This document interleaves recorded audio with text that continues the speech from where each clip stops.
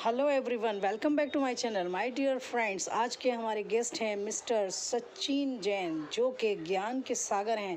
तो आज हम बहुत खुशनसीब समझेंगे अपने आप को कि वो हमारे प्लेटफॉर्म पर यानी कि हमारे चैनल पर वो आज आ रहे हैं।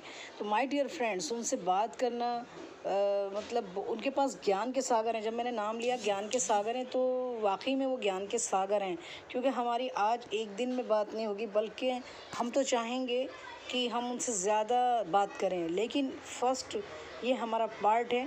तो अभी बने रहिए, मैं उनको बुलाना चाहूँगी, क्योंकि नेक्स्ट फर्स्ट पार्ट मैंने इसलिए डाला क्योंकि इनसे बातें हमें और भी करनी, और हम जितना हो सकता है हम उनसे ज्ञान लेंगे, और जाहिर है सबको उसका फ़ायदा होगा।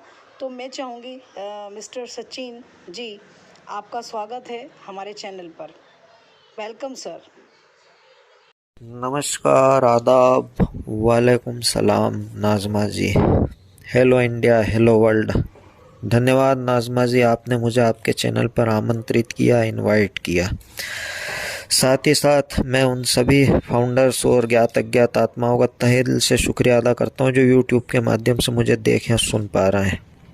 दोस्तों, मुझे 10 मिनट ध्यान से सुन लेना, और आपकी जानकारी के लिए मैं आपको बता दूं कि मुझ में देखने लायक ऐसा कुछ भी नहीं है, क्योंकि ना तो मैं ताजमहल हूँ और ना ही कुतुब मीनार। और आज के समय में जब कोई किसी की नहीं सुनता, ऐसे समय में आप मेरी सुन रहे हैं, इसके लिए आपका बहुत बहुत धन्यवाद और शुक्रिया। दोस्तों, मैं अपना एक संक्षिप्त परिचय आप सबके बीच में रखना चाहूँगा। मैं सचिन कुमार जैन देवी अहिल्याबाई की नगरी इंदौर से बिलोंग करता हूँ, और बाय प्रोफेशन मैं एक मैथ्स टीचर हूँ।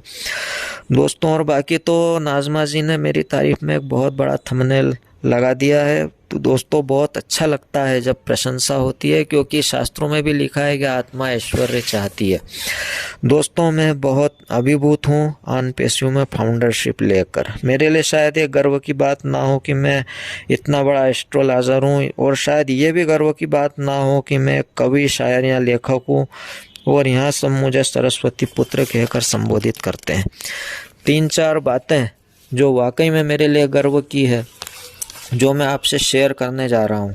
पहली तो यह कि मैं एक डॉक्टर फैमिली में मेरा जन्म हुआ, और मुझे एक ऐसे डॉक्टर पिता का बेटा बनने का सौभाग्य मिला जहाँ से मुझे नर सेवा ही नारायण सेवा के संस्कार बचपन से ही विरासत के रूप में प्राप्त हुए। दूसरा ये कि मेरा दूसरा जन्म इस आन पेशी रूपी धरती पर हुआ। मैं अपने आप को बहुत गर्वित महसूस करता हूँ कि मैं उस कंपनी का फाउंडर हूँ जो कि ह्यूमैनिटी के लिए काम कर रही है। और सबसे बड़े गर्व की बात तो यह है कि उस व्यक्ति के विजन का हिस्सा बना जिसके बेमिसाल विजन ने पूरे विश्व को समृद्धि और खुशहाली का एक नया सीजन दे दिया। उस बेमिसाल शख्सियत का नाम है ऐश मुफारह सर, और मैं उनके पेशेंस और बेमिसाल और दुनिया के लिए मिसाल बन चुके उनके महानतम विजन को अनंत सलाम करता हूँ। तीसरा यह कि मुझे सोमलता वर्मा जी जैसी बेमिसाल शख्सियत की स्पॉन्सरशिप मिली, या यूँ कह लो कि मुझे सोमलता जी वर्मा जैसी अजीम शख्सियत मुझे एक मार्गदर्शक के रूप में प्राप्त हुई। दोस्तों, मैं आपको यहाँ पर कहना चाहूँगा कि जब जब भी मेरा नाम आएगा तो उससे पहले सोमलता वर्मा जी का जिक्र जरूर आएगा। और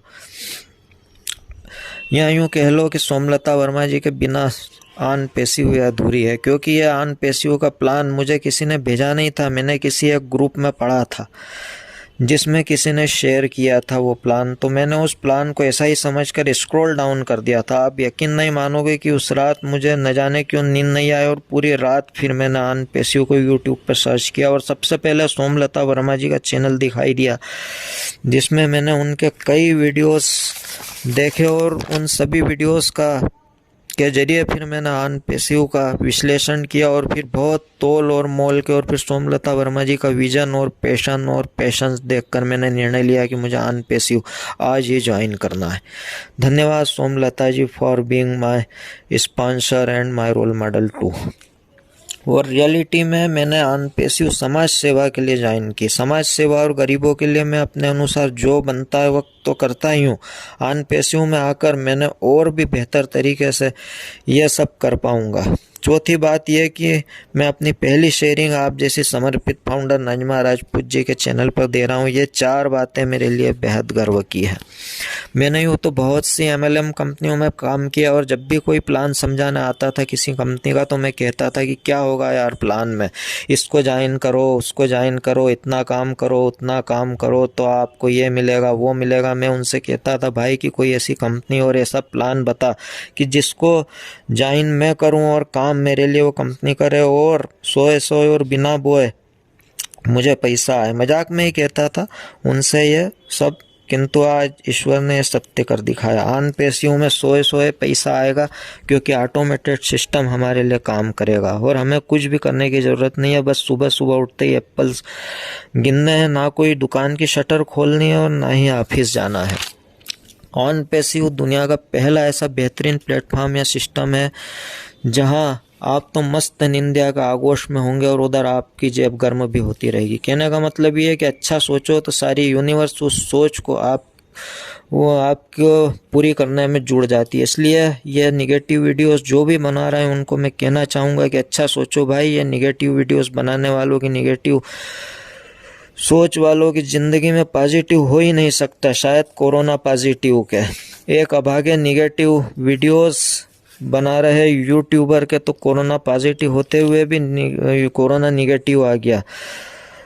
तो डॉक्टर से पूछा, हालत बिगड़ने पर डॉक्टर ने बोला कि इसके ब्लड सैंपल्स की जांच हमने की और बहुत अच्छे से उसके ब्लड सैंपल्स का हमने विश्लेषण किया तो यह पाया कि खून में ही इनके निगेटिविटी भरी है और सिर्फ निगेटिविटी भरी है, इतनी निगेटिविटी भरी है कि यह कोरोना पॉजिटिव को भी कोरोना निगेटिव ही बता रहा है। सभी फाउंडर से इतना ही कहना चाहूँगा भाई लोगों कि आन पैसिव कंपनी के बारे में अच्छा सोचो और सोने जाने के पहले और सुबह उठने के बाद इमेजिन करो कि आन पैसिव दुनिया पर राज कर रही है और आपको बहुत बहुत समृद्धि, नाम, शोहरत और इज्जत आन पैसिव के माध्यम से मिल रही है। फिर देखिए कमाल, ये लॉ ऑफ अट्रैक्शन भी है।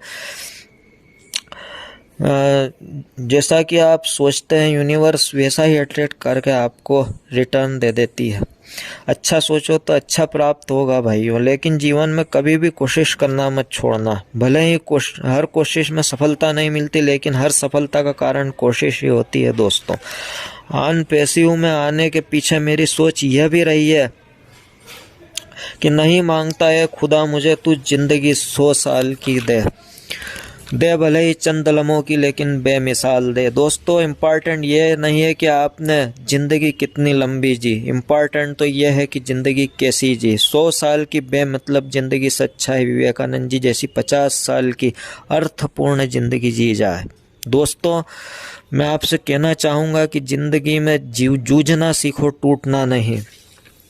दोस्तों ज़िंदगी में कोई भी चीज़ कितनी भी कीमती क्यों ना हो, परंतु नींद, शांति और आनंद से बढ़कर कुछ भी नहीं है जो हमें आन पैसियों ने दिया है। तो दोस्तों चलते चलते आखिरी में मैं आपसे इतना ही कहना चाहूँगा कि सफ़र कल भी जारी था, सफ़र आज भी जारी है। माना ज़िंदगी में कुछ ख्वाब टूटे होंगे, लेकिन कुछ ख्वाहिशें अभी भी बाकी है। धन्यवाद, शुक्रिया।